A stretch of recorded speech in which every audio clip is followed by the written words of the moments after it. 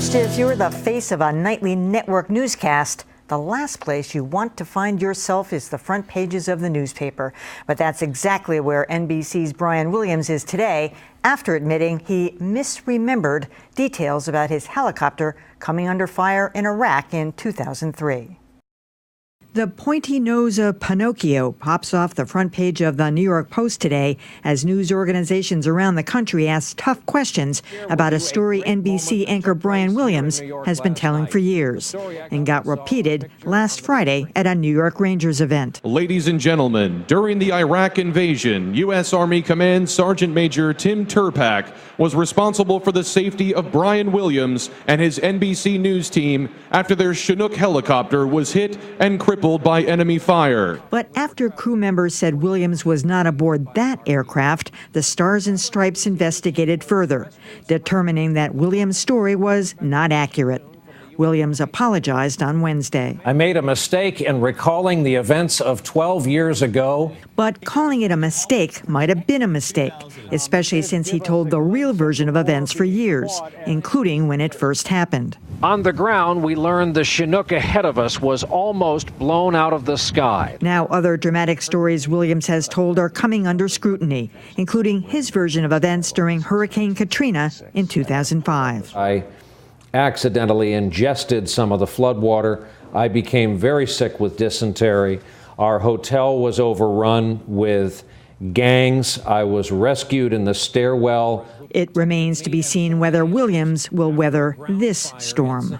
So is the media being too harsh on one of its own or not critical enough? Here to hash it out are John Keller of WBZ, Joanna Weiss of the Boston Globe, Marjorie Egan of WGBH News and Crux, and Dan Kennedy of Northeastern University. You know, Brian Williams has taken responsibility for this whole thing, but I've got questions about other people associated with him. The crew that was with him, which I believe was at least 3 people, a producer and a crew. And what about his wife? I mean, she must have heard the real version of events when it happened. Didn't she say, well, honey, you told me? I mean, there must have been people along the line that said, well, wait a minute, this story has morphed. How did it get to the point where he was allowed to continue with the morphed version without somebody tapping on the shoulder and saying, that doesn't add up? And I also think NBC needs to do more. Just having him go out there and do an apology isn't enough. Apparently they've hired some truth squad or something, some producers and reporters who are going to look into other things. But I think they need to say more. This whole story is very strange, and it's one of those things that just kind of came out of the blue. I mean, here's our most recognizable network anchorman, and all of a sudden his entire career and the credibility of what he's done is under scrutiny. I want to say up front, I don't think things look good for Brian Williams at this point, but there's already been so many twists and turns that it's hard to know where it's going. We had the pilot who partially confirmed Williams' account and then later said, oh, actually, I don't think Williams was on my helicopter. Yeah. We had the report in the New Orleans Advocate that the place where Williams saw a body float by was actually dry. Now it turns out there may be photographs showing that there was water in that area. So, you know, as much as I want to leap to judgment, I'm trying to hold back here. I think partly this is a story, and it's gotten this far because of the way we view network news anchors now, right? This is not just the authoritative figure behind the desk who asks the right questions. He's got to be this swashbuckling guy who not only is going to save the world and save puppies and you know, be on the scene doing acts of bravery, but then he's going to go on Jimmy Fallon and he's going to rap the news, you know? So you can't just, he has to be such a big star that you can understand where the ego gets inflated and the stories get inflated, and then everyone circles the wagons to protect him. Well, if this is all there is, we talked about this before, Emily. Laura Logan, who made a mistake, it seemed to be an honest mistake when she was duped by the guy that was talking about witnessing the events in Benghazi. She was suspended for 6 months from 60 Minutes, I think without pay as well. She took a financial hit, and so if he did do these things, something has got to happen. You just can't have him going back on the nightly news with no explanation. I was surprised to see him last night in the nightly news. But mostly this is just really sad. I mean, the wife, he's got the kids. I like that show, Girls. His daughter is on. Peter Pan Live.